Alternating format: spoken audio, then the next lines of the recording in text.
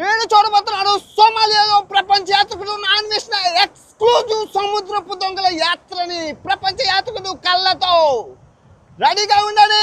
ఈ సముద్రపు దొంగల ప్రయాణాన్ని ప్రపంచ యాత్రికుడు కళ్ళతో. Welcome to Somalia. ఇక నువ్వు ఇచ్చిన పాలే తాగాం, బాగున్నాయి, పుల్లగున్నాయి.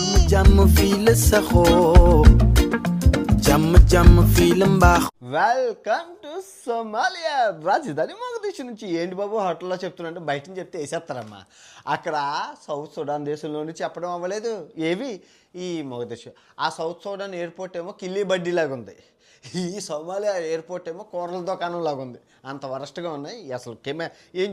చాలా కఠినంగా ఉన్నది. ఎనీవే బయటకు వచ్చేసాను.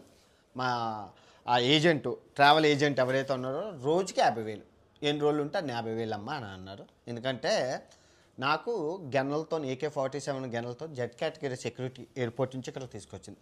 అంత ఈజీ కాదు, కిడ్నాప్ చేసేది, చిటికలో మాయం చేసేస్తారు మనుషుల్ని గట్టన ఇక్కడ. సో అంత డేంజరు. సో రేపు రెడీగా ఉండమని అన్నారు. 9 గంటలకు పొద్దున్న రెడీగా ఉంటే మొత్తం సిటీ అంతా చూపిస్తుంది. రేపు ఎల్లుండి అవతల ఒక వీడియో 50,000 పూర్తిగా చూడండి. ఏం చూపించినా చూడండి. భారతదేశం నుంచి ముగ్గురు యూట్యూబర్లు వచ్చారు. ఒక హిందీ అబ్బాయి, ఒక కన్నడ అబ్బాయి, మూడోని నేను. ఎవరు రాడు ఇక్కడికి. చాలా కష్టం, డబ్బుతో కూడుకున్న పని. ఓకే, పూర్తిగా చూస్తారని ఆశిస్తున్నాను. Good night. Good morning from Somalia, రాజధాని మొగదీషు నుంచి. సో మొత్తానికైతే మన యాత్ర స్టార్ట్ అయింది సోమాలియాలోని.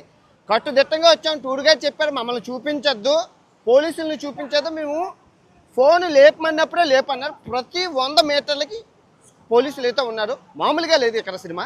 సో సోమాలియాకి అతిపెద్ద కోస్టల్ లైన్ ఉందన్నమాట. చాలా పెద్ద కోస్టల్ లైన్, చాలా విశేషాలు మనం వెళ్తూ మాట్లాడుకుందాం. Okay, let's go. ఇప్పుడు సముద్ర తీరంలో ఉన్నాము మనం, ఇక్కడ లోకల్ సముద్ర తీరంలోని.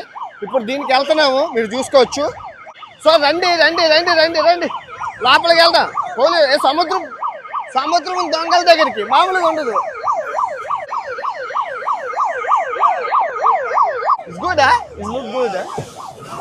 స్థలం బాగా మామూలుగా లేదా. సో సోమాలియాకి ప్రధాన ఆదాయం చేపలు అనమాట. వీళ్ళకి అతిపెద్ద కోస్ట్ లైన్ ఉంది. కోస్టల్ లైన్ అతిపెద్ద 3,500 కిలోమీటర్ల కోస్ట్ లైన్.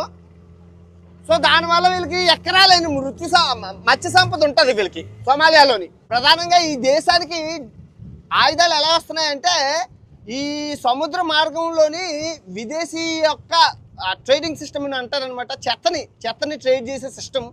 ఆ దేశాల్లో ఆ నదీ జలాల్లో చెత్తని వేస్తే ఇష్యూలు అవుతాయని చెప్పి ఆ చెత్తనంతా అదే మెడికల్ వేస్ట్